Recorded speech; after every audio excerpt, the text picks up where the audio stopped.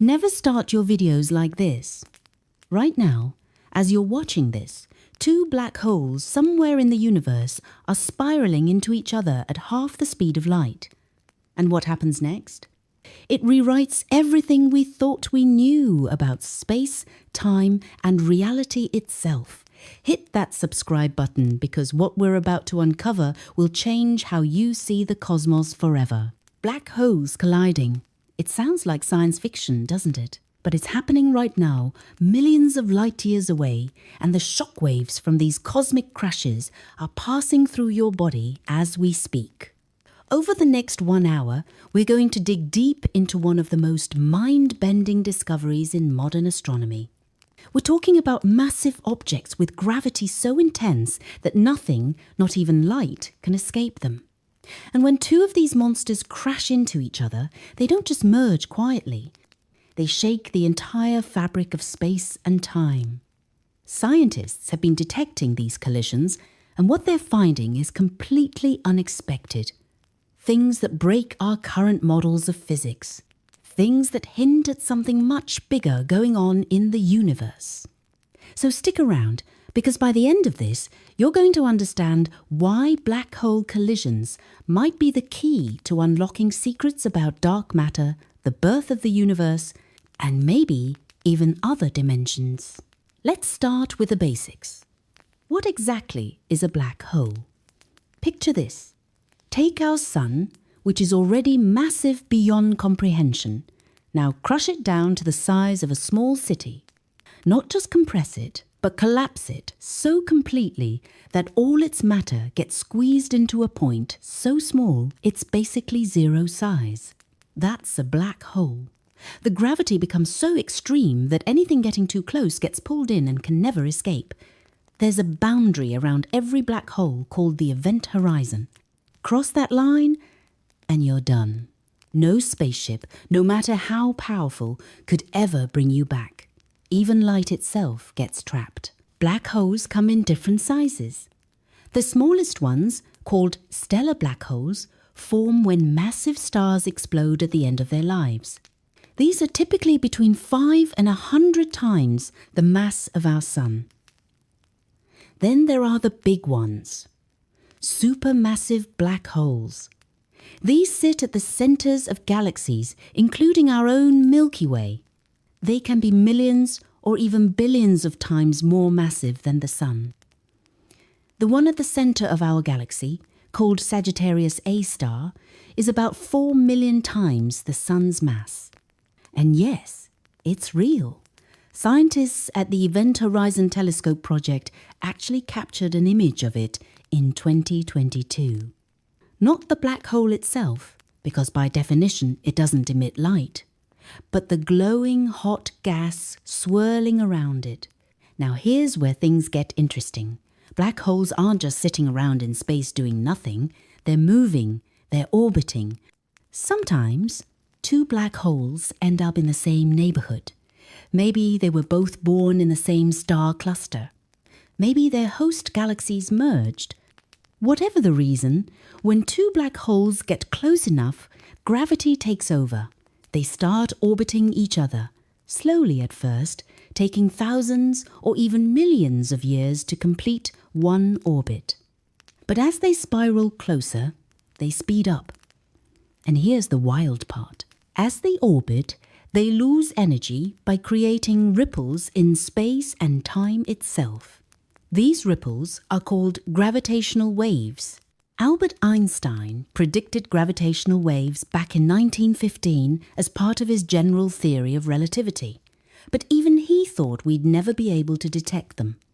They're incredibly weak by the time they reach Earth. We're talking about distortions in space smaller than the width of a proton. For decades, scientists tried to build instruments sensitive enough to catch these waves. And finally, on the 14th of September 2015, they succeeded. The Laser Interferometer Gravitational Wave Observatory, or LIGO, picked up a signal. It lasted less than a quarter of a second. But in that brief moment, scientists detected the final spiraling and merger of two black holes more than 1 billion light years away. One was 36 times the mass of the Sun, the other 29 times. They merged into a single black hole of 62 solar masses.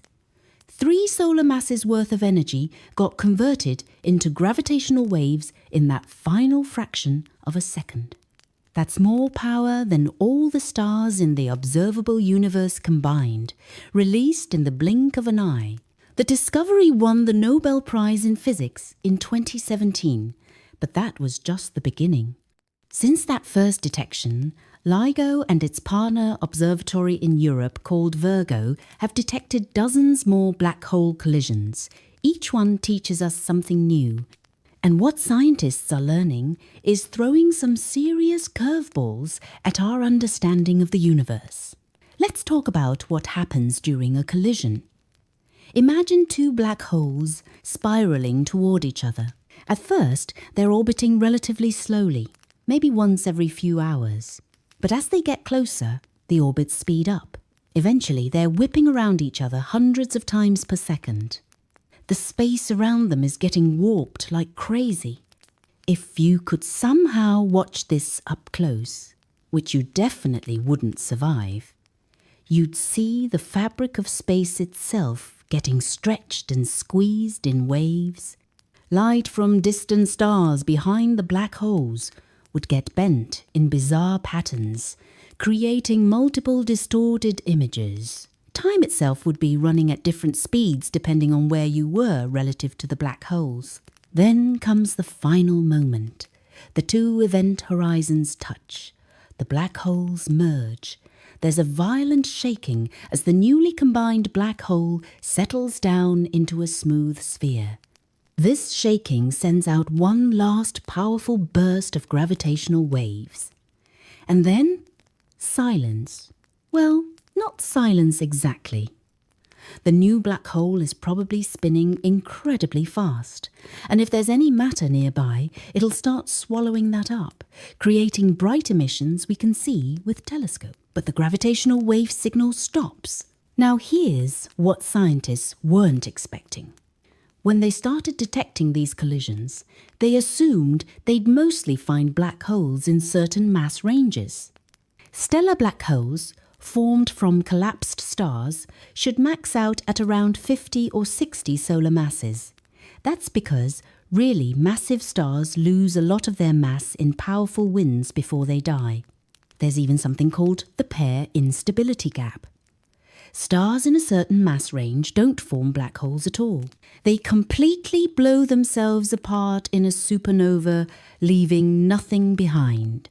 So there should be a gap where you don't find any black holes between about 50 and 120 solar masses.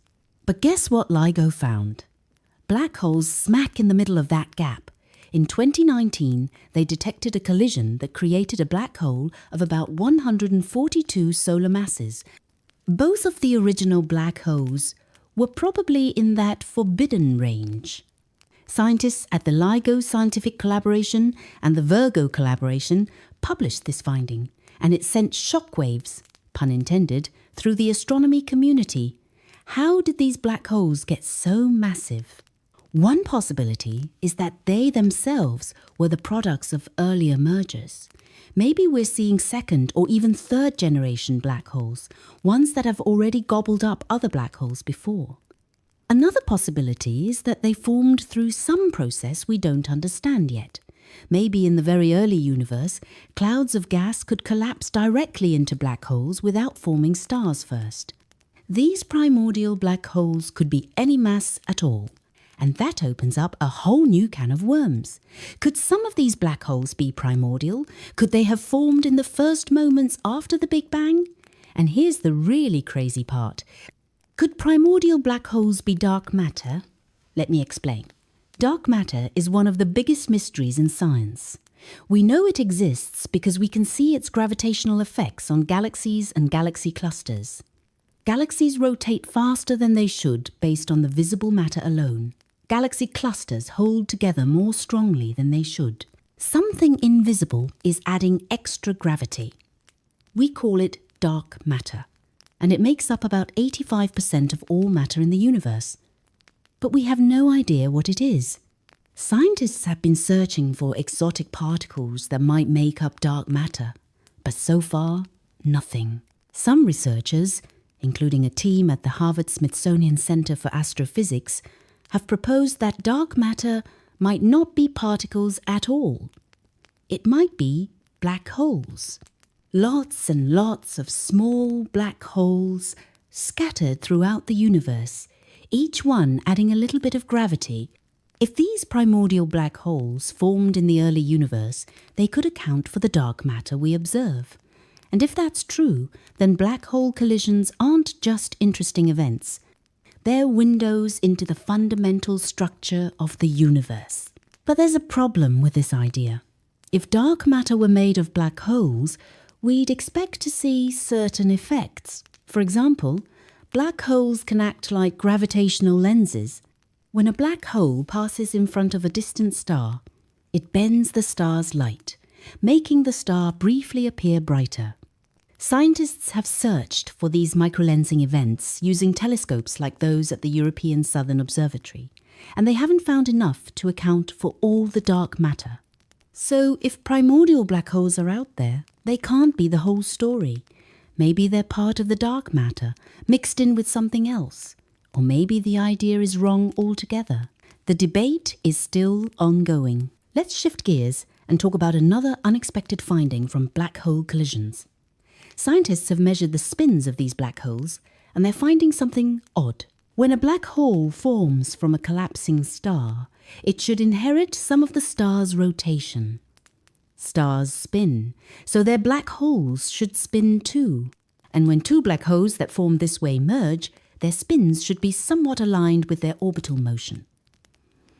But that's not always what LIGO sees. Some black hole pairs have spins that are tilted at weird angles, or even opposite to their orbital direction. What does this mean? One explanation is that these black holes didn't form in isolation. Maybe they formed in dense star clusters where there are lots of gravitational interactions. Black holes can get flung around, their orbits changed, their spins reoriented. Another possibility is that they formed in the disks of gas around supermassive black holes. Some researchers at institutions like NASA's Jet Propulsion Laboratory have modelled this scenario. If two stellar mass black holes form in the swirling disk around a galactic centre, they can migrate inward and eventually collide. The interactions with the gas disk could twist their spins into unusual configurations. But here's the thing. If black holes are merging in these active galactic environments, we might expect to see some electromagnetic signals along with the gravitational waves. Light from the hot gas, X-rays, that sort of thing. So far, most black hole mergers detected by LIGO haven't had any associated light. They're silent in the electromagnetic spectrum. There was one event in 2019 that might have had a counterpart. A telescope called the Zwicky Transient Facility, operating out of Palomar Observatory in California, spotted a flare of light that might have been connected to a black hole merger detected by LIGO. But the connection isn't certain. It's an ongoing area of research.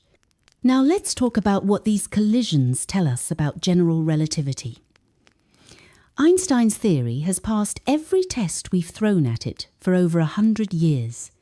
It predicts that gravitational waves should exist, that they should travel at the speed of light, and that they should have specific patterns depending on the masses and spins of the objects creating them. When scientists analyze the signals from LIGO, they compare them to theoretical templates. And guess what? The matches are incredibly precise. General relativity is holding up beautifully. But scientists are always looking for cracks in the theory, because we know it's not the final answer. It doesn't play nicely with quantum mechanics, the theory that governs the very small. One thing researchers are looking for is evidence of extra dimensions. Some theories, like string theory, propose that the universe has more than the 3 dimensions of space and 1 of time that we experience. These extra dimensions might be curled up so small we can't see them directly. but they could have subtle effects on how gravitational waves propagate. If a black hole collision produced waves that leaked into extra dimensions, the signal we detect might be slightly weaker than expected, or have subtle differences in its pattern. So far, no dice. The signals match standard general relativity. But scientists are keeping an eye out.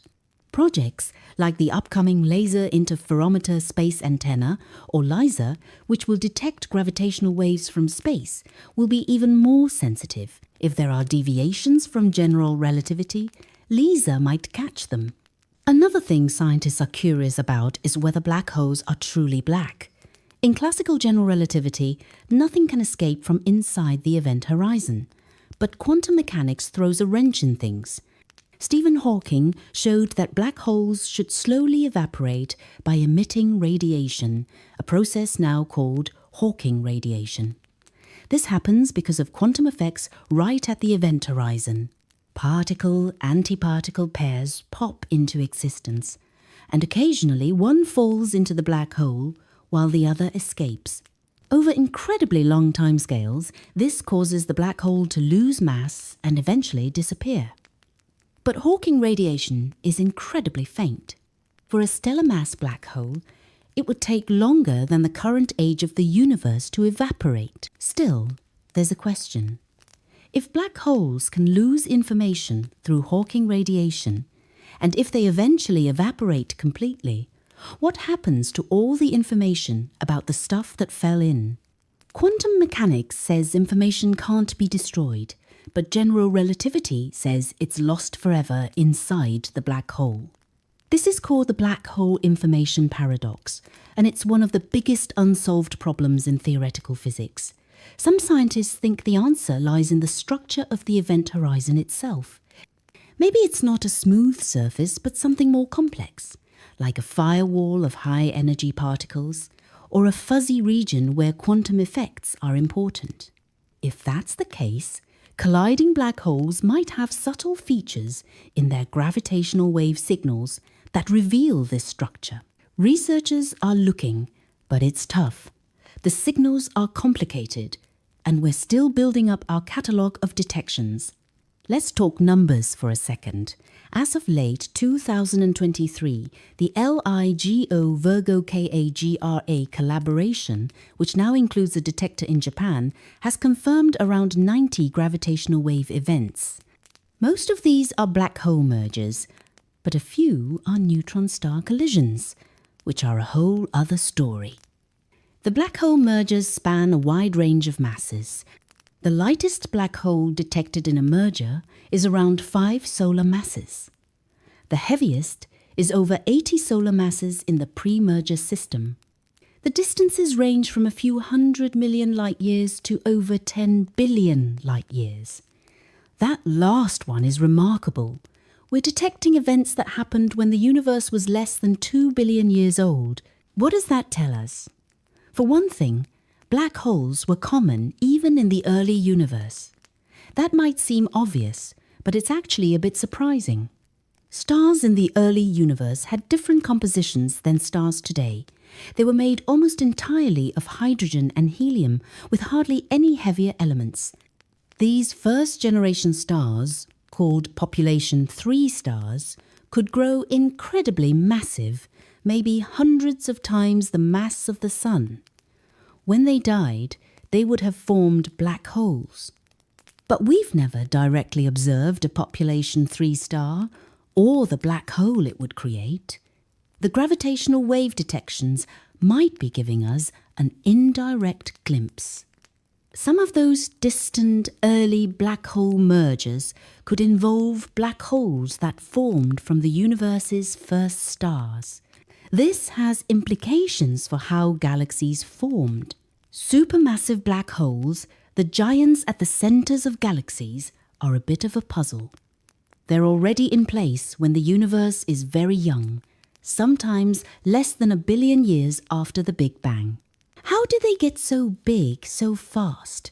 One idea is that they grew from smaller black holes that kept merging and swallowing gas. If stellar mass black holes were common in the early universe, And if they were colliding and merging, that could seed the growth of supermassive black holes. Data from the James Webb Space Telescope, which launched in 2021 and is now sending back incredible images of the early universe, is helping researchers piece together this story. Webb can see distant galaxies with active supermassive black holes, and by combining that with gravitational wave data, scientists are building a more complete picture. Now I want to talk about one of the weirdest implications of black hole collisions. It's about the nature of space and time themselves. According to general relativity, space and time aren't just a static background. They're dynamic. They can stretch, compress, ripple, and even tear under extreme conditions. When two black holes merge, the space around them undergoes violent distortions. Near the event horizons, the curvature of space is so extreme that our usual notions of geometry break down. A triangle's angles might not add up to 180 degrees. Parallel lines might converge. If you tried to measure distances with a ruler, you'd get nonsensical results because the space itself is in flux. And time? Time near a black hole runs slower than time far away. This is called gravitational time dilation. If you could hover just outside the event horizon of a black hole, watching the universe go by, you'd see the distant stars aging rapidly. Billions of years could pass out there while only hours pass for you. But if you fell into the black hole, your experience would be different. From your perspective, you'd cross the event horizon in finite time, but someone watching from far away would never see you cross. They'd see you moving slower and slower, your image fading and redshifting, frozen at the horizon forever. Both perspectives are valid. That's the weirdness of relativity. When two black holes collide, these time distortions get even more extreme. The region where the two event horizons merge is a place where the flow of time is deeply warped. Some physicists speculate that in those final moments, the usual forward flow of time might even break down. Cause and effect could become muddled. It's all theoretical because we can't observe inside a black hole, let alone inside a merging pair. But it's a reminder that black holes are laboratories for testing the limits of our physical theories. Speaking of limits, let's discuss the ultimate fate of black holes. We've talked about Hawking radiation and how black holes can slowly evaporate. But that's a process that takes an unimaginably long time. For a solar mass black hole, it would take about 10 to the power of 67 years. That's a 1 followed by 67 zeros. For comparison, the current age of the universe is only about 1.4 times 10 to the power of 10 years. So we're talking timescales that dwarf the age of the universe by a factor of 10 to the 57. But in the far, far future, if the universe keeps expanding and no new stars form, black holes will be among the last objects remaining. They'll sit in an increasingly cold and empty universe, slowly radiating away their mass. Eventually, even supermassive black holes will evaporate. The very last black holes might be tiny ones, remnants of stellar mass, or even smaller primordial black holes. In their final moments, they'll emit a burst of radiation and disappear in a quantum fizzle. After that, the universe will be a sea of low-energy photons and maybe some exotic particles spread out over an incomprehensibly vast space. This scenario is called the heat death of the universe. It's the ultimate fate according to our current understanding of cosmology. But who knows? Maybe something unexpected happens. Maybe the universe undergoes a new phase transition. Maybe quantum effects create new structures. We're speculating about timescales so long that our physics might not even apply anymore. But I'm getting ahead of myself. Let's come back to the present and talk about what's next in gravitational wave astronomy. The current generation of detectors, LIGO and Virgo and Kagra, are incredibly sensitive. but they're limited to detecting black holes up to a certain distance and mass range. To go further, we need new tools. One of the most exciting upcoming projects is LISA, the Laser Interferometer Space Antenna. LISA will consist of 3 spacecraft flying in a triangular formation, millions of kilometers apart, trailing Earth in its orbit around the Sun. It will detect gravitational waves at much lower frequencies than LIGO can, which means it will be sensitive to much more massive black holes. We're talking about the supermassive black holes at the centers of galaxies. When 2 galaxies merge, their central black holes eventually spiral together. LISA will be able to detect these mergers years or even decades before they happen, watching the black holes slowly orbit each other. LISA is scheduled to launch in the mid-2030s, and it's going to revolutionize the field. Imagine being able to predict when a supermassive black hole collision will occur and then watching it in real time as it happens. Telescopes across the electromagnetic spectrum will be watching too, looking for any light signals. It's going to be a golden age for multi-messenger astronomy, where we study cosmic events using both gravitational waves and light. Another project on the horizon is the Einstein telescope, a proposed European ground-based detector that will be even more sensitive than LIGO. It will be built underground to reduce noise from seismic vibrations and other disturbances. The Einstein telescope will be able to detect black hole mergers throughout the entire observable universe. That means we'll be able to study black holes from every era of cosmic history, from the present day all the way back to the first stars. And then there's pulsar timing arrays. These use networks of extremely precise millisecond pulsars, which are rapidly spinning neutron stars that emit beams of radio waves. By monitoring the arrival times of pulses from many pulsars scattered across the sky, scientists can detect the stretching and squeezing of space caused by gravitational waves passing through our galaxy. Pulsar timing arrays are sensitive to very low frequency waves, even lower than LISA. They can detect gravitational waves from the most massive black hole mergers, or even from the cosmic gravitational wave background, a faint hum of waves left over from the early universe. In 2023, several pulsar timing array projects, including the North American Nanohertz Observatory for Gravitational Waves, or NanoGrav, announced evidence for this gravitational wave background.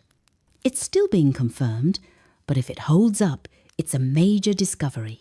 All of these projects together will give us an unprecedented view of the universe. We'll be able to map out where black holes are, how they form, how they grow, and how they influence their surroundings. We'll test general relativity in ever more extreme conditions. We'll search for new physics beyond the standard model.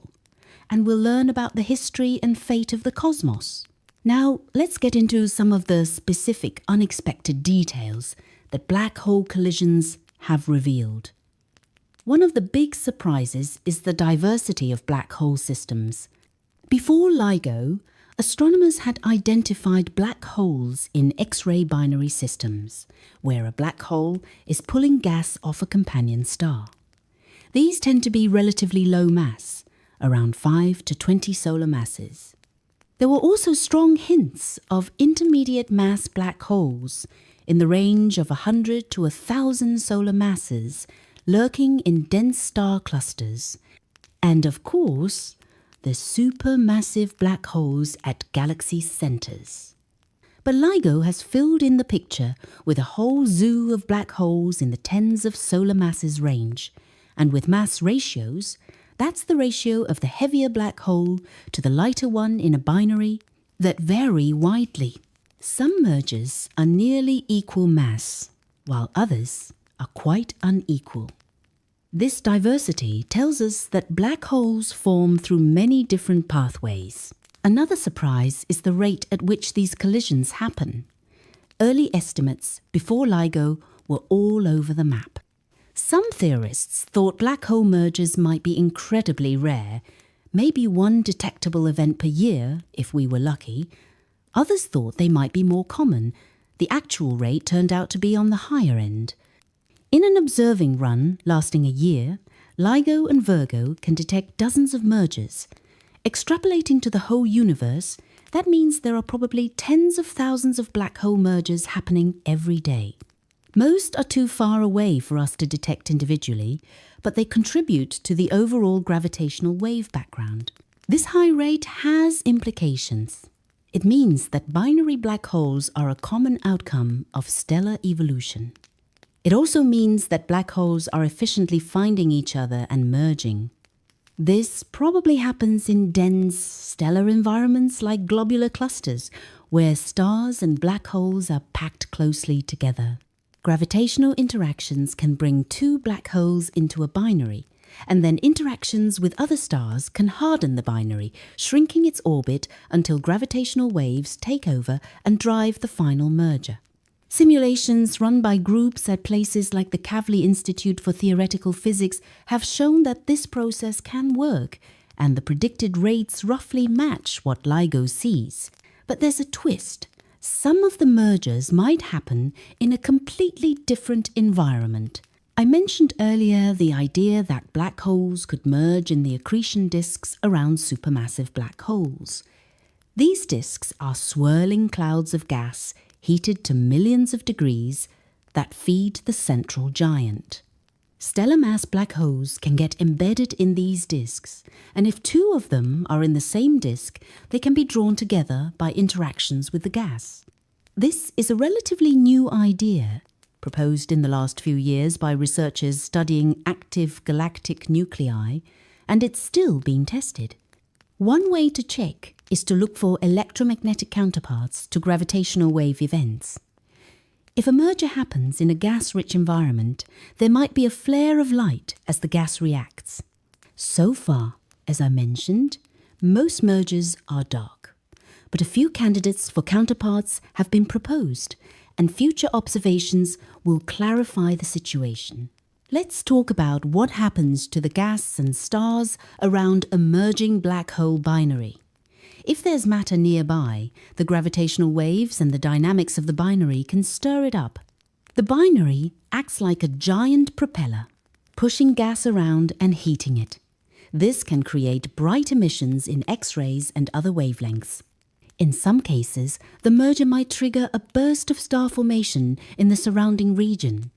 The shock waves from the merger traveling through the gas can compress clouds and make them collapse into new stars.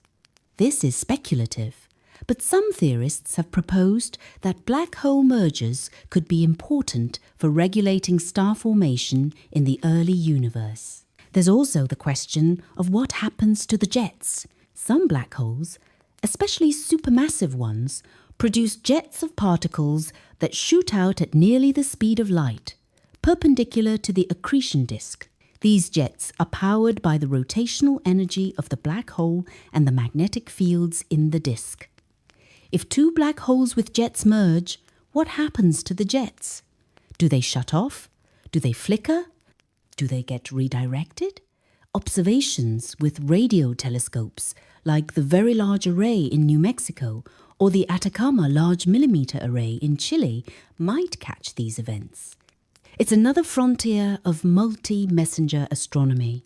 Now I want to dive into the physics of the merger itself, the moment when the two black holes become one. This is where things get really wild. Just before the event horizons touch, the black holes are orbiting each other at a significant fraction of the speed of light. The gravitational waves being emitted are incredibly powerful. If you could somehow convert those waves to sound, the frequency would be rising rapidly, like a chirp. In fact, that's what scientists call it, a chirp signal. The pitch goes up as the orbit speeds up, and then it cuts off abruptly when the black holes merge. During the merger, the two event horizons deform. They're not perfect spheres anymore. They stretch toward each other, developing bulges. Right at the moment of contact, they form a bridge. The black holes are now connected by a tunnel of infinitely curved space. Inside this tunnel, the conditions are beyond extreme. The tidal forces would rip apart any object, even one made of the strongest materials imaginable. Atomic nuclei would be shredded. Quantum fields would be in a state of wild fluctuation. After the merger, the new black hole is not smooth. It's vibrating like a struck bell, oscillating between oblate and prolate shapes. These oscillations, called quasi-normal modes, emit gravitational waves at specific frequencies that depend on the mass and spin of the new black hole. By detecting these ring-down signals, scientists can test whether the object is really a black hole as predicted by general relativity. So far, all the ring-downs match the predictions perfectly.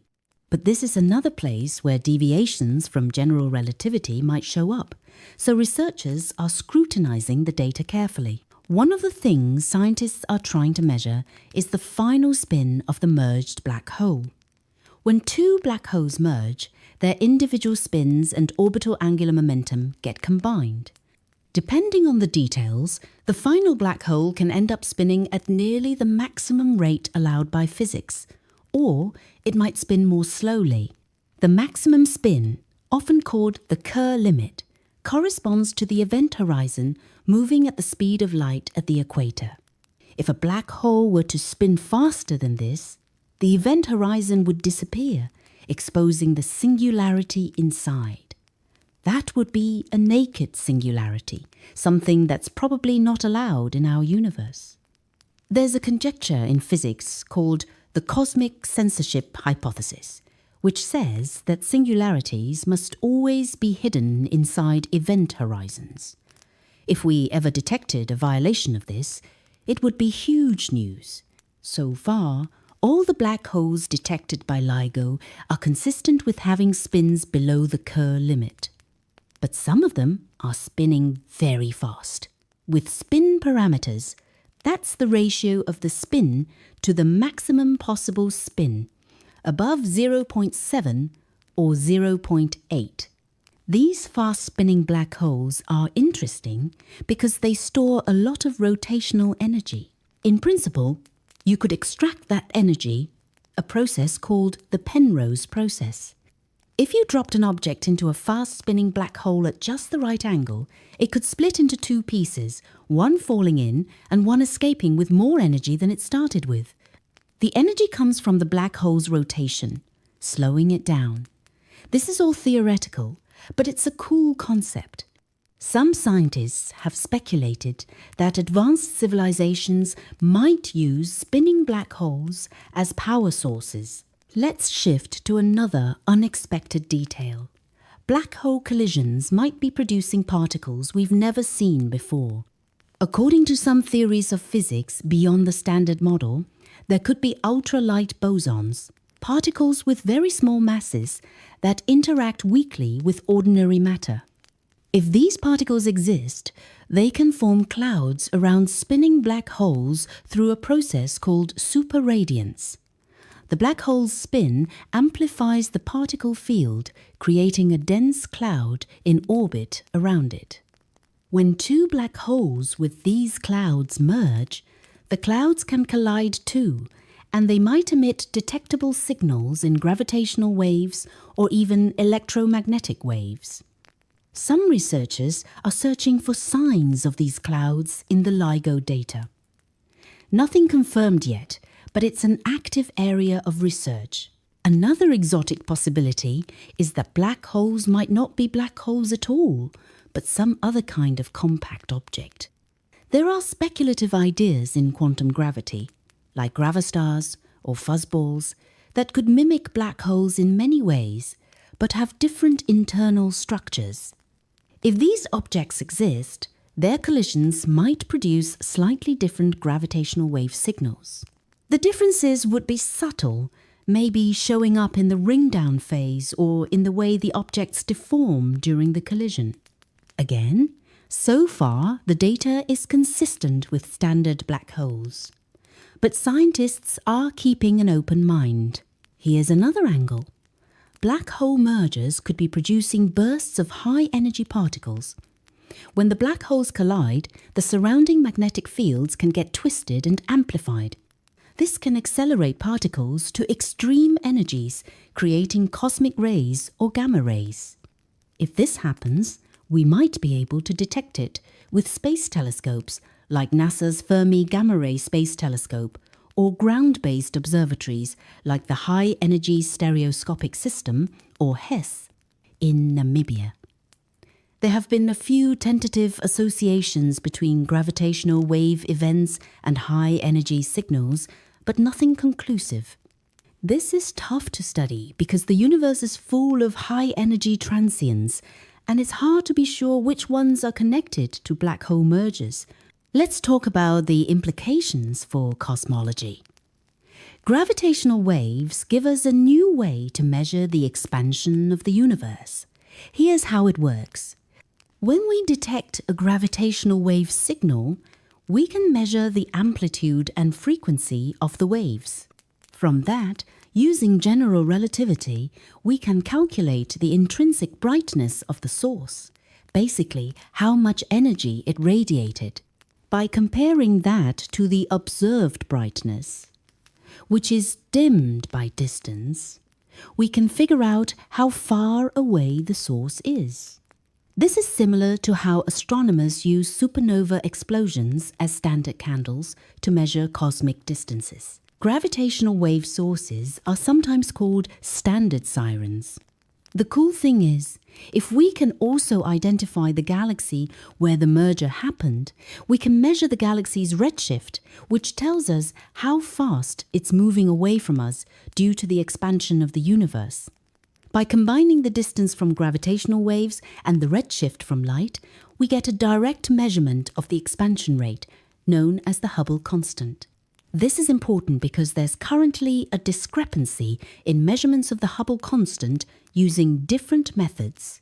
Some methods, using the cosmic microwave background, give a value around 67 kilometers per second per megaparsec.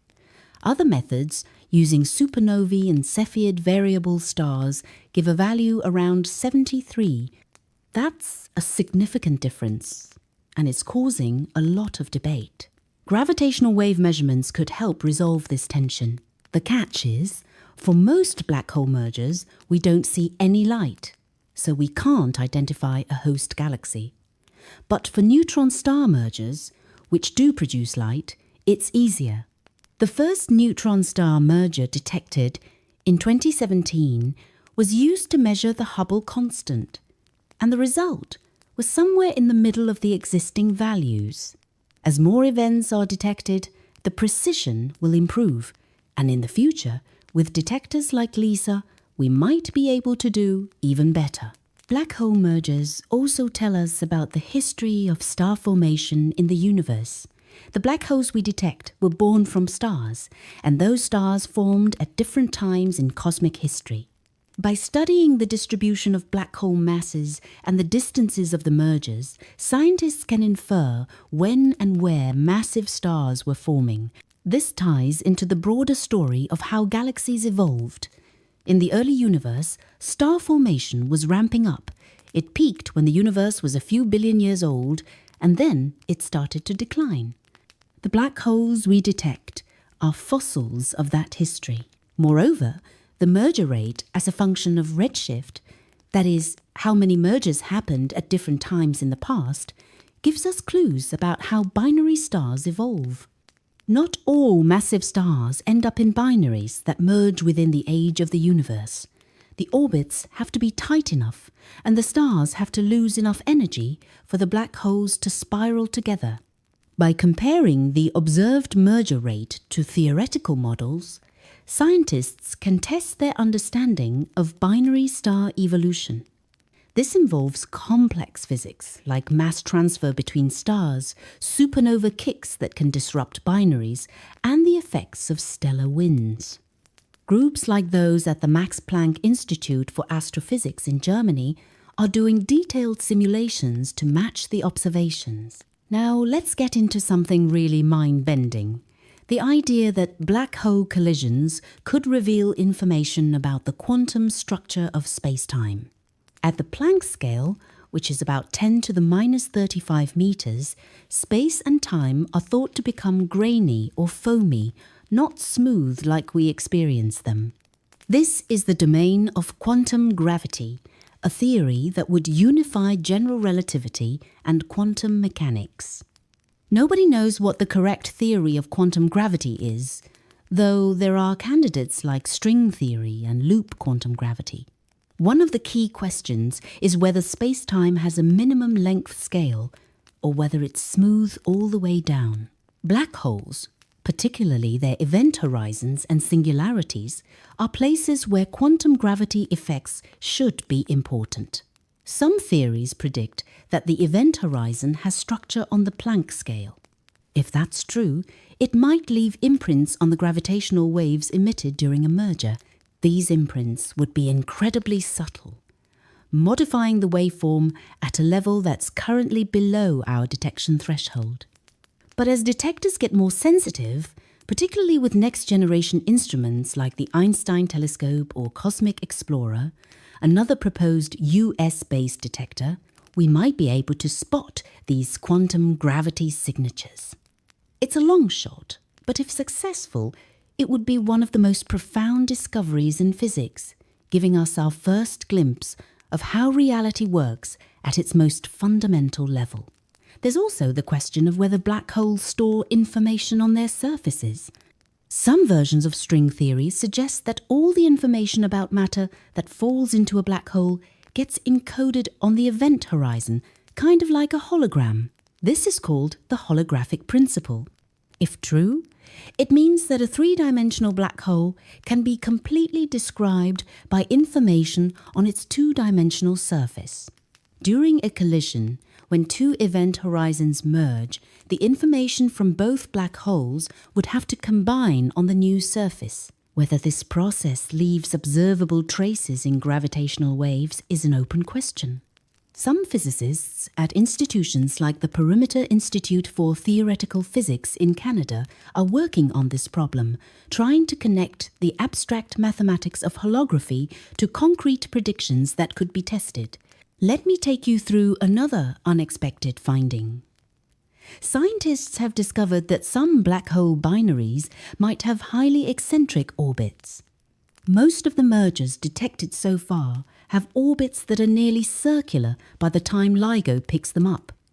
That's because gravitational wave emission tends to circularize orbits. As the black holes lose energy, any eccentricity gets smoothed out.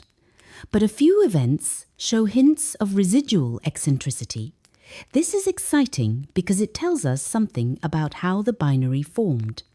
If the orbit is eccentric, the black holes probably came together through a dynamical interaction, maybe a close encounter in a dense star cluster, rather than evolving from a binary star system. Dynamically formed binaries would have random orientations and eccentric orbits initially, and some of that eccentricity might survive until the final merger. Researchers at Northwestern University's Center for Interdisciplinary Exploration and Research in Astrophysics, or CIRA, have been studying this. They've run simulations of star clusters and shown that dynamical formation can produce a significant fraction of the mergers LIGO sees. If that's correct, it means star clusters are important factories for black hole mergers. Dense clusters, like globular clusters, which can contain hundreds of thousands of stars packed into a region just a few light years across, are particularly efficient. Black holes, being more massive than typical stars, sink to the center of the cluster through dynamical friction.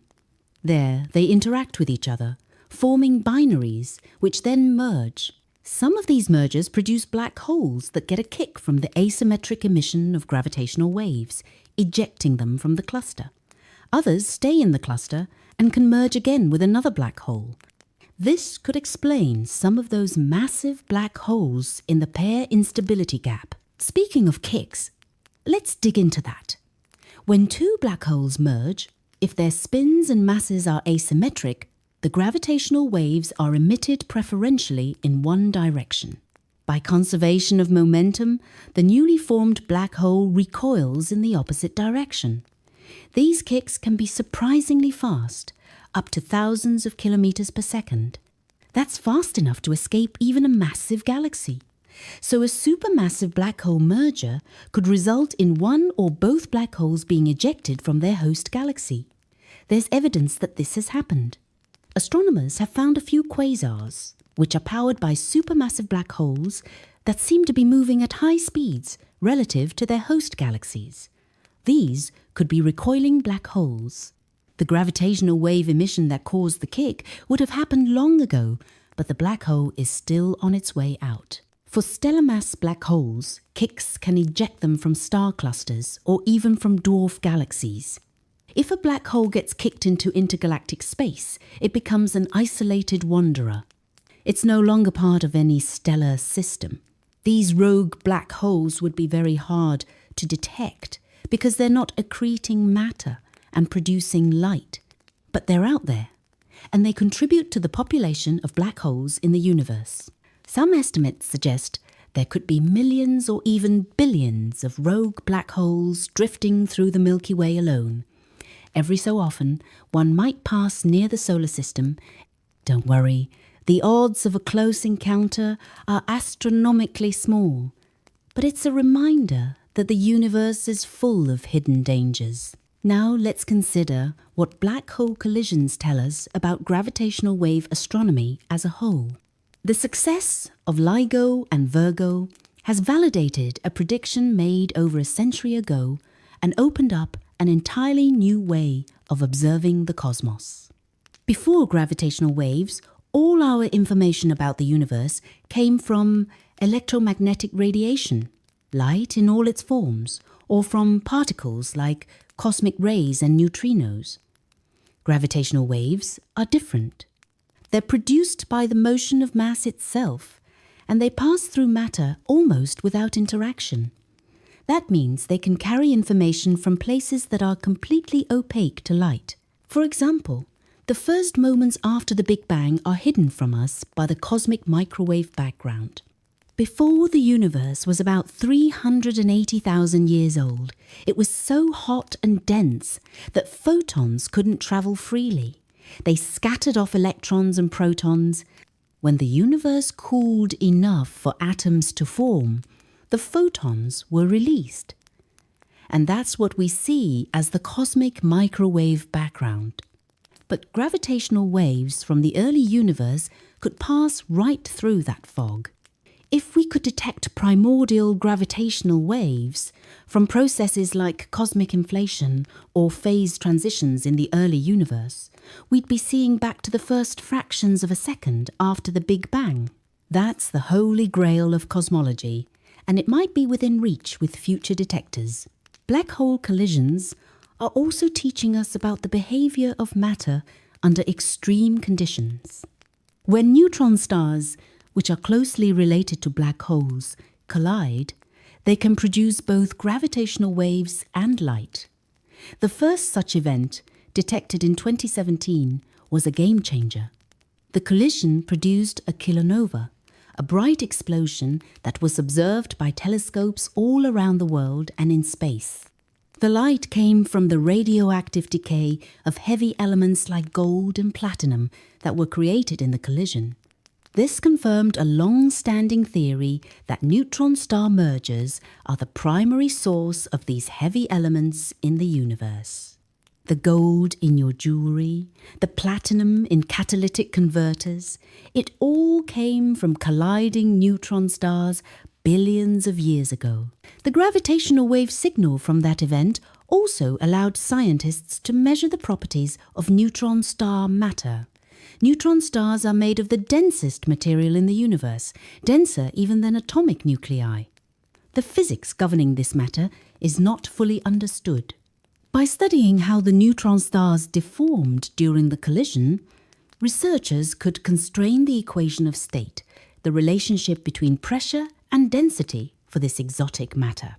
This has implications for nuclear physics and for understanding the strong nuclear force that holds atomic nuclei together. Black holes don't have this kind of internal structure, at least not according to general relativity. Once matter crosses the event horizon, it's gone, crushed down to the singularity. But as I mentioned, there are speculative ideas about what might replace the singularity in a quantum theory of gravity. Some models propose that the singularity is replaced by a region of incredibly high but finite curvature, or by a bounce that could lead to another universe on the other side. These ideas are far from proven, but they're being explored. If black holes have internal structure, collisions might reveal it through subtle effects on the gravitational waves. Let's talk about another implication. Black hole collisions might help us understand the ultimate fate of galaxies. When two galaxies merge, which happens quite often in the universe, their central supermassive black holes end up in the merged galaxy. At first, the black holes are separated by thousands of light years. Over time, dynamical friction with stars and gas causes them to spiral inward. Eventually, they form a binary at the center of the new galaxy. From there, they continue to lose energy and spiral together, ultimately merging. This whole process can take millions or even billions of years. The Andromeda Galaxy, our nearest large galactic neighbor, is on a collision course with the Milky Way. The two galaxies will merge in about 4 billion years. When they do, the supermassive black holes at their centers, Sagittarius A star in the Milky Way and the black hole in Andromeda, will eventually merge too. That's going to be an incredible event, releasing a colossal amount of energy in gravitational waves. Of course, humans won't be around to see it, at least not in our current form. But it's a reminder that the universe is dynamic. Galaxies collide, black holes merge, and the large-scale structure of the cosmos evolves over time. Scientists are using simulations to predict what will happen during the Milky Way-Andromeda merger. Groups at places like the University of California, Santa Cruz, are running detailed models. They find that the collision will trigger bursts of star formation as gas clouds collide and compress. Some stars will be flung out of the merged galaxy by gravitational interactions. The supermassive black holes will stir up the gas in the galactic center, possibly triggering quasar activity. And in the end, we'll have one large elliptical galaxy, sometimes humorously called Milkomeda. Our Sun and Solar System will probably survive the merger, though our orbit around the galactic center might change. The chances of any stars actually colliding are minuscule because the distances between stars are so vast. Here's something that often surprises people. Despite all the chaos of a galaxy merger, individual stars almost never hit each other. Galaxies are mostly empty space. The stars are like grains of sand scattered across a football field. Even when two galaxies collide, the stars pass by each other without touching. It's the gravitational interactions, the tugging and pulling from the overall mass distribution that affects the stars' orbits. Black holes, being so much more compact, are a different story. If two stellar mass black holes get within a few hundred kilometers of each other, they're going to merge. There's no missing at that point. Gravity is too strong. Now I want to touch on the role of gravitational waves in the search for extraterrestrial intelligence, or SETI. This might seem like a stretch, but hear me out. If advanced civilizations exist elsewhere in the universe, they might be using gravitational wave technology in ways we haven't thought of. Some speculative ideas include using gravitational waves for communication. Gravitational waves pass through matter easily, so they could potentially carry signals across the galaxy without being absorbed or scattered. An advanced civilization might be able to generate controlled gravitational waves, encoding information in them. We wouldn't pick this up with current detectors, which are tuned for astrophysical sources, but future technology might make it possible. Another idea is that civilizations might manipulate black holes for energy or propulsion. If you could control the spin of a black hole, extracting its rotational energy, you'd have an almost limitless power source. Some scientists have proposed that we should look for signs of black hole engineering, things like anomalously spinning black holes or black holes with unusual orbits that suggest artificial manipulation. This is very speculative, and there's no evidence for it, but it's an interesting thought experiment. The physicist Freeman Dyson, known for proposing the concept of a Dyson sphere, a megastructure that could enclose a star to capture its energy, also speculated about advanced civilizations using black holes. On a related note, researchers at the SETI Institute and other organizations are constantly thinking about new ways to search for signs of intelligent life. Traditional SETI focuses on radio signals inspired by the pioneering work at places like the Arecibo Observatory in Puerto Rico, which sadly collapsed in 2020. But there are other possibilities. Optical SETI looks for laser pulses. Technosignature studies look for signs of industrial activity, like atmospheric pollution or artificial structures. Gravitational wave SETI is still in the realm of speculation, but who knows what the future holds? Let's bring things back to the physics of black hole collisions. One of the interesting aspects is how energy is radiated.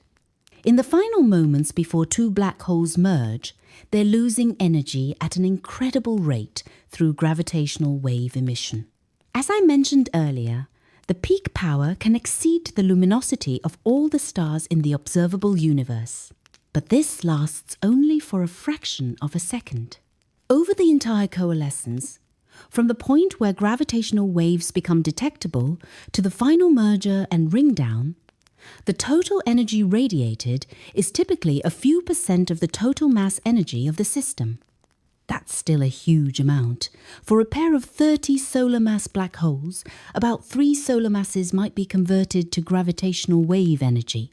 Using Einstein's famous equation, E equals mc squared, that's about 5 times 10 to the 47 joules.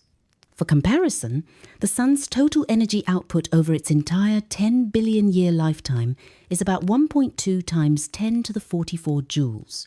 So, a single black hole merger releases more energy than a trillion suns over their lifetimes, just in a different form. This energy goes into the gravitational waves, which ripple outward through space. As they travel, they gradually weaken, spreading out over an ever larger volume. By the time they reach Earth, they're incredibly faint.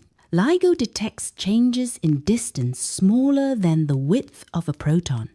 To put that in perspective, if you scaled up the distance between Earth and the nearest star, Alpha Centauri, about 4 light years to the size of a human hair, the changes LIGO detects would be on the scale of atoms. It's a testament to human ingenuity that we can build instruments this sensitive. The technology behind LIGO is fascinating. Each detector is an L-shaped facility with arms 4 kilometers long. At the end of each arm is a mirror. A laser beam is split and sent down both arms, bouncing back and forth many times between mirrors before recombining. When a gravitational wave passes through, it stretches space in one direction and compresses it in the perpendicular direction.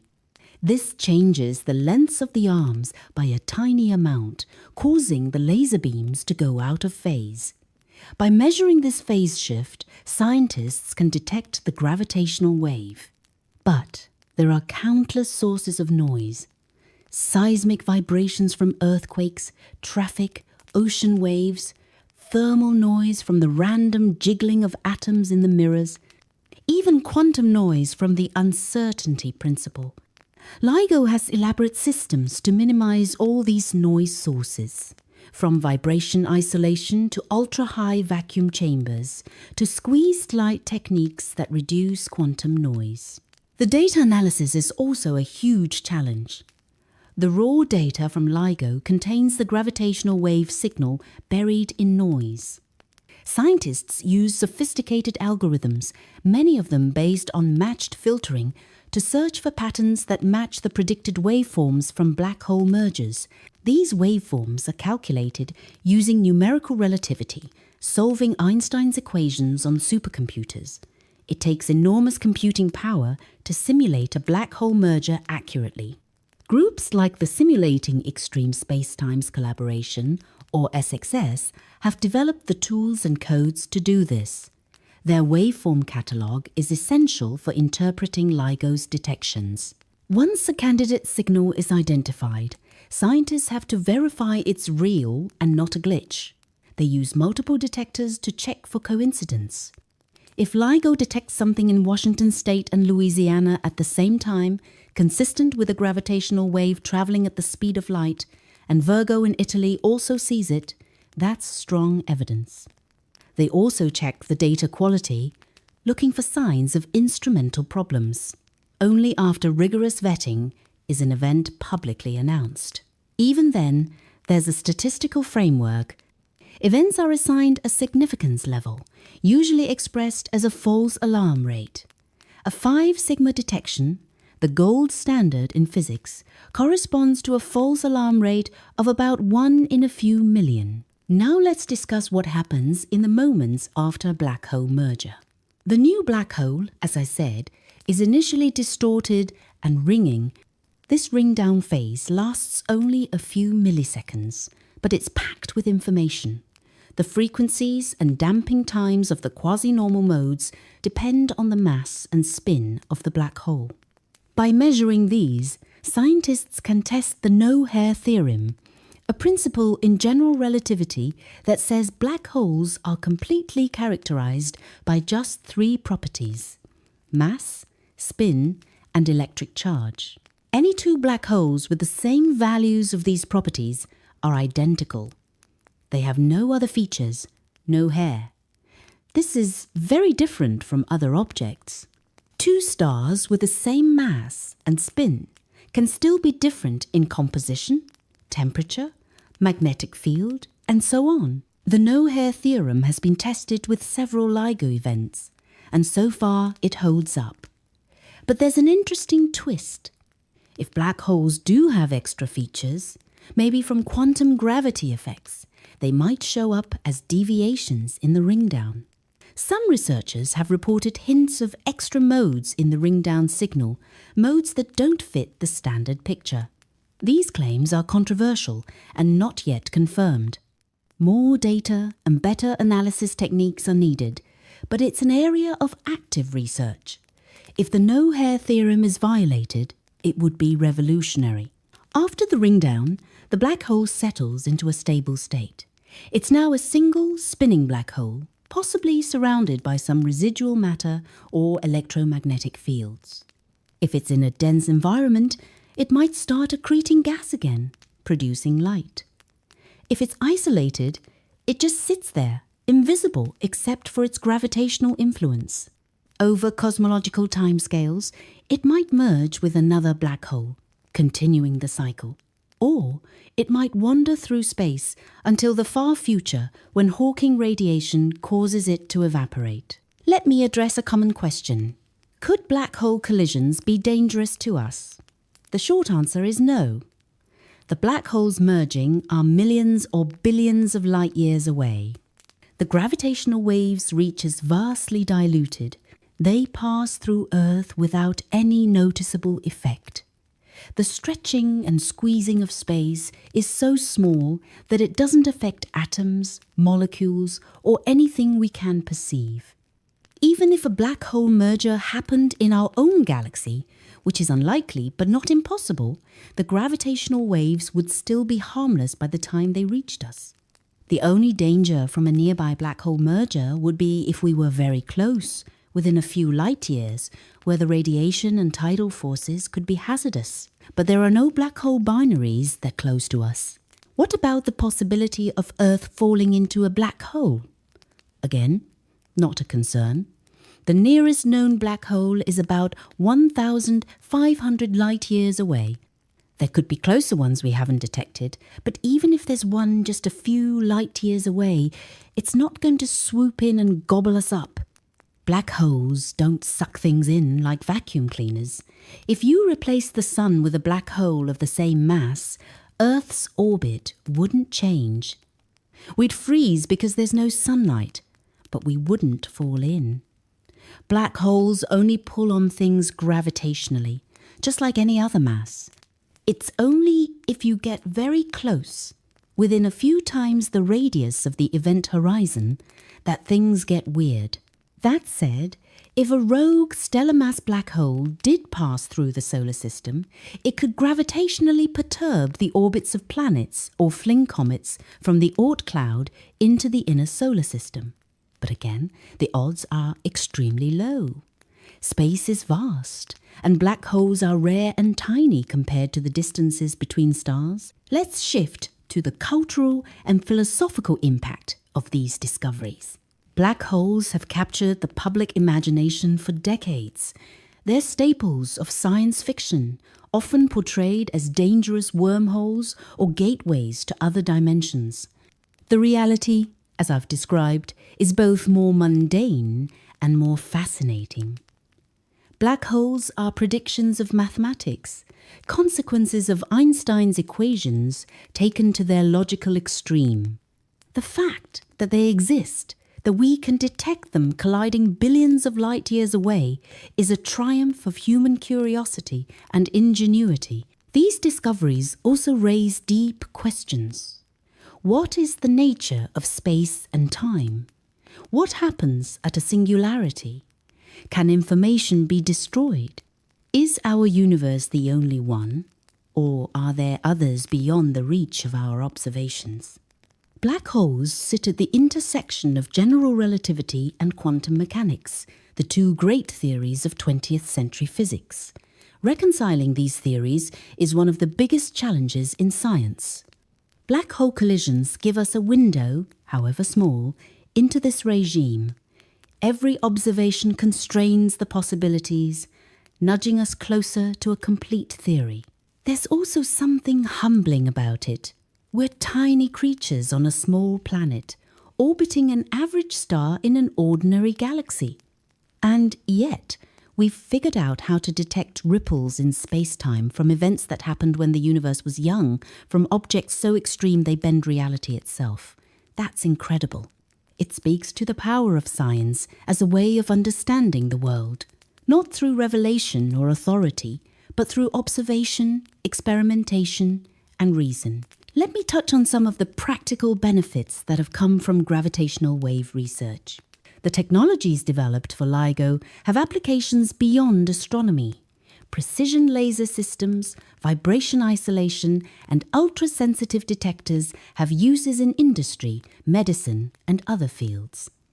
The data analysis techniques, involving signal processing and machine learning, are applicable to problems like communications and finance.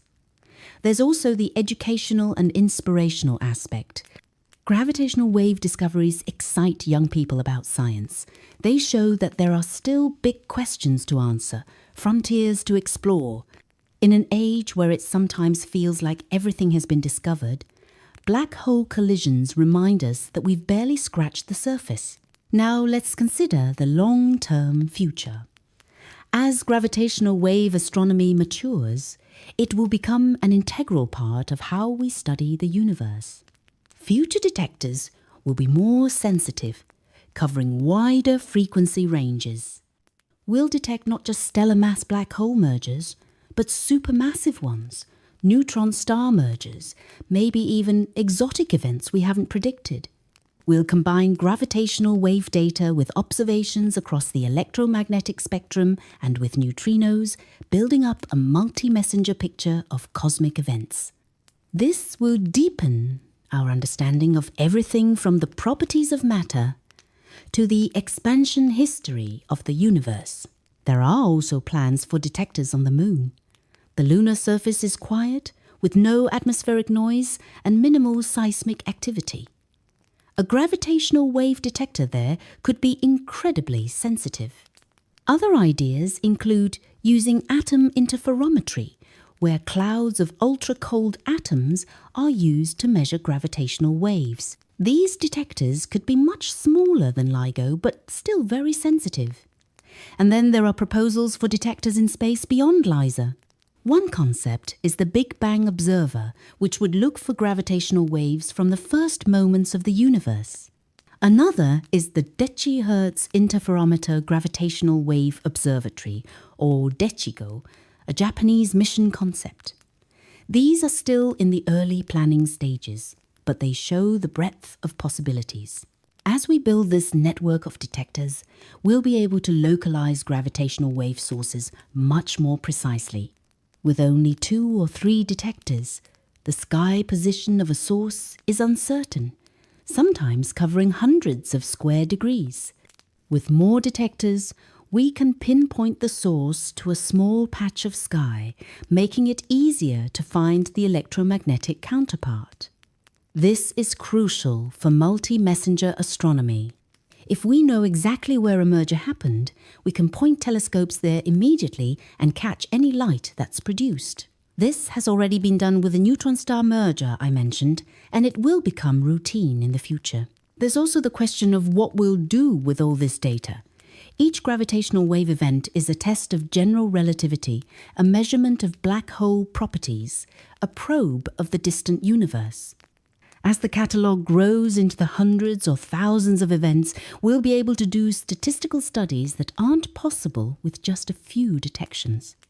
We'll map out the mass distribution of black holes, understand how their properties correlate, track the merger rate as a function of cosmic time, and much more.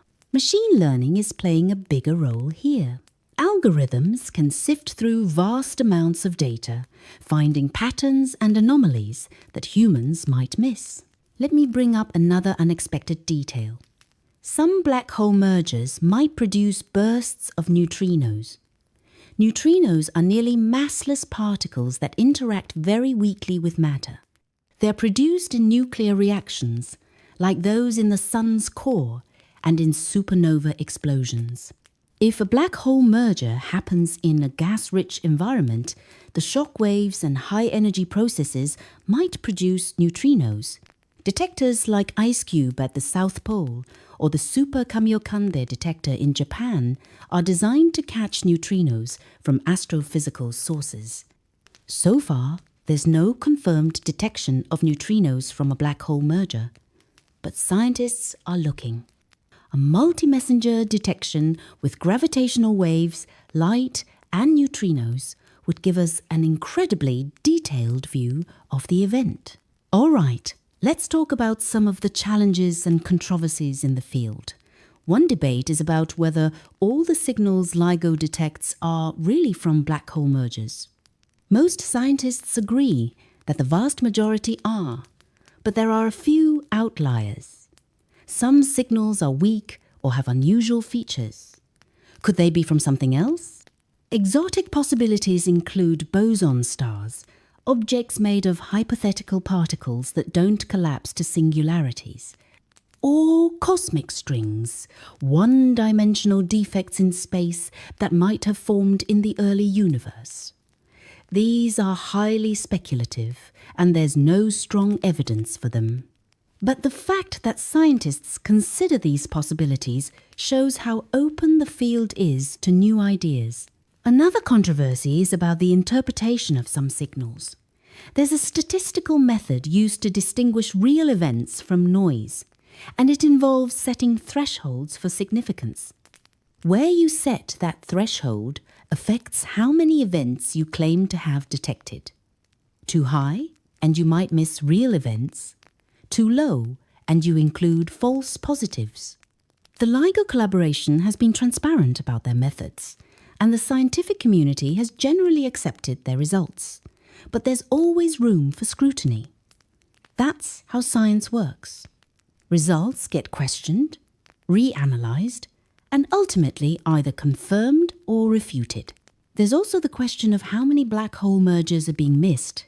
Current detectors are only sensitive to mergers out to a certain distance, and only when the orientation of the binary is favorable. If the binary is edge-on to us, the signal is weaker than if it's face-on. This means we're missing a lot of mergers that are happening in the universe. With better detectors, we'll see more. But even then, there will be mergers too far away or too weak to detect.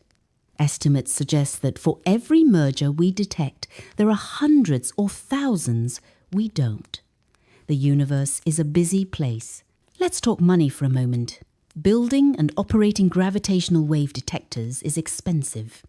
LIGO has cost over $1 billion over several decades when you include initial construction, upgrades, and operations. LISA will cost even more, probably several $billion, shared among NASA, the European Space Agency, and other partners. Is it worth it? I'd argue yes. The scientific return has been enormous. We've opened up a new window on the universe. We're testing fundamental physics in ways that weren't possible before. And the technological spin-offs have value too. But funding is always a challenge. Scientists have to compete for resources, making the case that their projects are worth the investment. Public support and interest help. When people are excited about black hole collisions and gravitational waves, it's easier to justify the expense. Another aspect is international collaboration. Gravitational wave astronomy is a global effort. LIGO has sites in the United States. Virgo is in Italy. Kagra is in Japan. And there are plans for more detectors in India and Australia. Scientists from dozens of countries work together, sharing data and analysis. This kind of collaboration is common in big science projects, and it's one of the beautiful things about the field. National borders don't matter. Everyone's working toward the same goal, understanding the universe. Let's go deeper into the astrophysics of how black hole binaries form. There are two main channels. The isolated binary evolution channel involves two massive stars born together in a binary system. They evolve, undergo supernova explosions, and leave behind two black holes in orbit. This requires that the binary survives both supernovae, which isn't always the case. The supernova explosions can give the newly formed black holes kicks, potentially disrupting the binary. If the binary survives, the black holes slowly spiral together due to gravitational wave emission, eventually merging. This process can take billions of years, so we're seeing the results of binaries that formed long ago. The dynamical formation channel, as I mentioned, happens in dense stellar environments. Black holes and stars interact gravitationally, and sometimes these interactions lead to the formation of black hole binaries. These binaries can be hardened by further interactions where other stars pass close by and steal energy from the binary, causing the black holes to spiral closer. This process is more efficient in denser environments, so globular clusters are prime locations. There's also the possibility of hierarchical mergers, where a black hole formed from an earlier merger goes on to merge again. This could produce black holes with masses in the pair instability gap, as observed. Distinguishing between these formation channels is tricky. One clue is the spin distribution.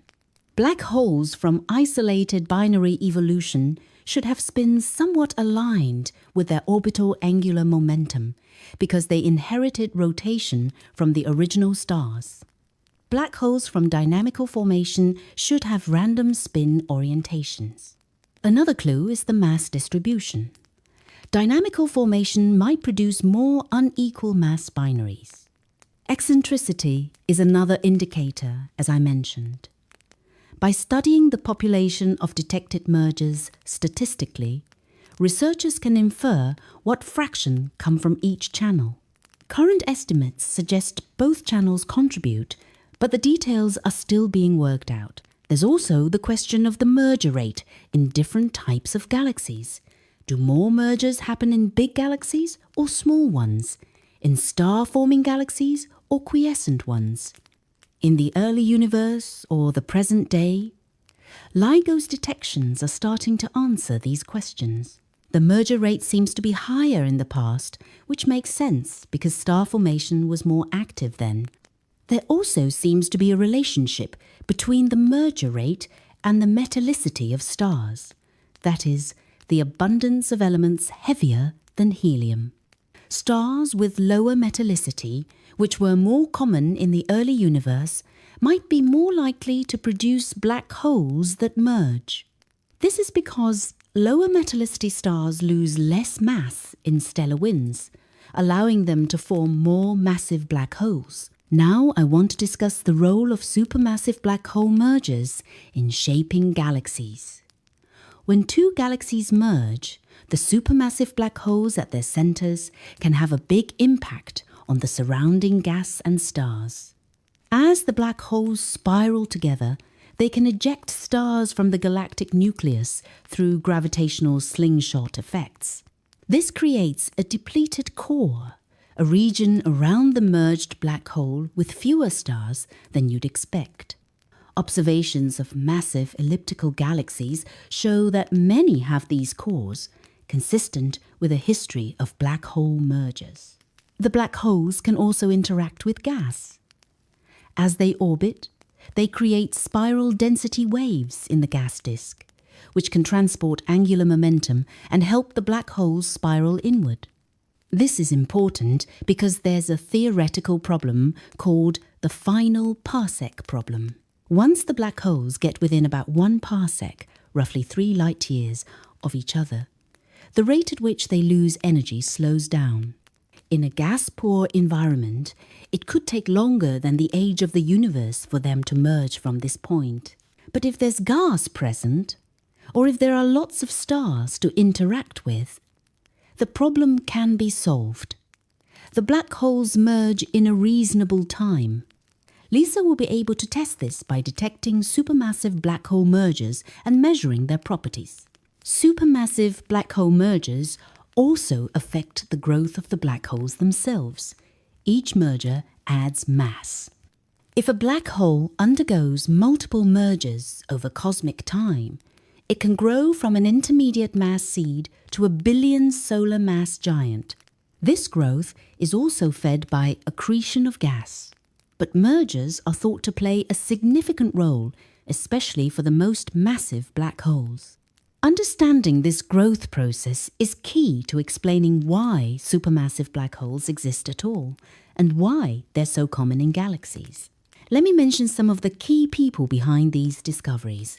While science is a collaborative effort, certain individuals have made pivotal contributions. Rainer Weiss, Kip Thorne, and Barry Barish were awarded the Nobel Prize in 2017 for their roles in the creation of LIGO. Weiss, at MIT, pioneered the concept of laser interferometry for detecting gravitational waves. Thorne, at Caltech, provided much of the theoretical framework for understanding gravitational waves from black holes and neutron stars. Barish led the LIGO project through its critical construction phase. But they're quick to point out that thousands of scientists and engineers contributed to making LIGO a reality. It's a testament to what humanity can achieve when we work together. Other key figures include Andrea Ghez and Reinhard Genzel, who shared the 2020 Nobel Prize for their work on the supermassive black hole at the center of our galaxy. Using telescopes at the Keck Observatory and the European Southern Observatory's Very Large Telescope, they tracked the orbits of stars around Sagittarius A star, providing definitive proof that it's a supermassive black hole. Their observations showed stars moving at thousands of kilometers per second, whipping around an invisible object in just a few years. The only explanation is a black hole of about 4 million solar masses. Then there's the Event Horizon Telescope collaboration, which produced the first images of black hole shadows. In 2019, they released an image of the black hole at the center of the galaxy M87, a giant elliptical galaxy about 55 million light-years away. The black hole, with a mass of about 6.5 billion suns, appeared as a dark shadow surrounded by a bright ring of hot gas. In 2022, they released an image of our own Sagittarius A star. These images are astonishing, showing us the immediate environment of black holes in a way that was unimaginable just a few decades ago. The Event Horizon Telescope is actually a network of radio telescopes around the world, working together as a planet-sized virtual telescope. The resolution is incredible, equivalent to being able to see a donut on the surface of the moon. All of this work, from gravitational wave detections to direct imaging, is giving us a complete picture of black holes. We're no longer just speculating based on theory. We're observing them, measuring them, and watching them interact. It's an exciting time to be studying black holes. Let's return to the unexpected details. One of the most surprising findings is just how common black hole mergers are. Before LIGO, there was genuine uncertainty about whether we'd detect any at all. Some models predicted detection rates of less than 1 per year. The fact that we're detecting dozens per year tells us that the universe is full of black hole binaries. This has implications for the overall population of black holes. If mergers are common, there must be a lot of black holes out there, far more than we can see directly. Estimates suggest there are tens of millions of stellar mass black holes in the Milky Way alone. Most are isolated and invisible, detectable only through their gravitational influence if they happen to pass near something else. Another unexpected detail is the diversity of merger events. No two are exactly alike. The masses vary, the spins vary, the orbital parameters vary. This diversity is a goldmine for scientists because it allows us to probe different aspects of black hole physics and astrophysics. Some mergers involve nearly equal mass black holes, while others are quite asymmetric. Some black holes are spinning rapidly, others slowly. Some systems are circular, others eccentric. Each combination teaches us something new. There's also been an unexpected connection to gamma-ray bursts.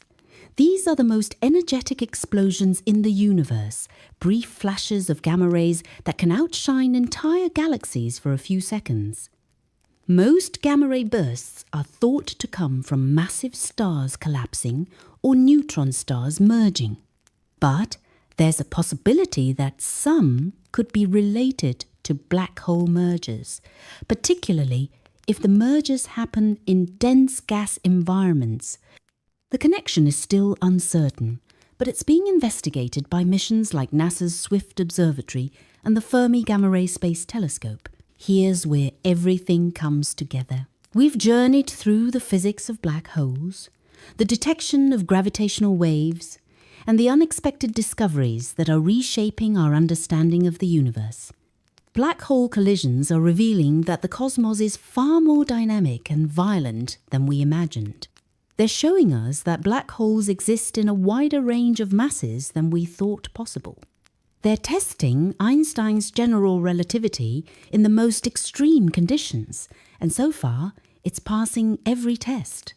They're giving us new ways to measure the expansion of the universe, potentially resolving one of the biggest mysteries in cosmology. They're providing evidence that could help explain dark matter, or at least rule out certain theories. They're showing us that the fabric of space and time itself can ripple and shake, carrying information across billions of light years. The most profound realization is this: black hole collisions aren't just interesting events happening far away. They're fundamental to understanding how the universe works. They connect the smallest scales of quantum mechanics to the largest scales of cosmology. They link the death of stars to the formation of galaxies. They demonstrate that space and time aren't passive backdrops, but active participants in cosmic events. Every collision detected by LIGO, Virgo, and future observatories adds another piece to the puzzle. We're watching the universe reveal its secrets in real time, and what we're learning is both humbling and exhilarating. The story of black hole collisions is ultimately a human story. It's about curiosity, perseverance, and the drive to understand our place in the cosmos.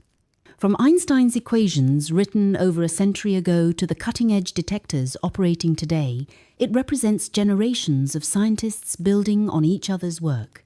And we're still just at the beginning. The next decade will bring even more sensitive detectors, more discoveries, and undoubtedly more surprises. We'll detect collisions from the edge of the observable universe. We'll watch supermassive black holes merge in real time. We might even find evidence of physics beyond our current theories, opening doors we didn't know existed. Black holes colliding billions of light years away are changing everything we know about the universe. They're not just cosmic accidents, they're windows into the fundamental nature of reality itself. And the shockwaves from these collisions, passing through us right now as you watch this, are carrying messages written in the language of space and time. We've only just learned how to read them. If this journey through the cosmos fascinated you, subscribe to the channel for more deep explorations into the universe's greatest mysteries. There's so much more to discover, and we're just getting started.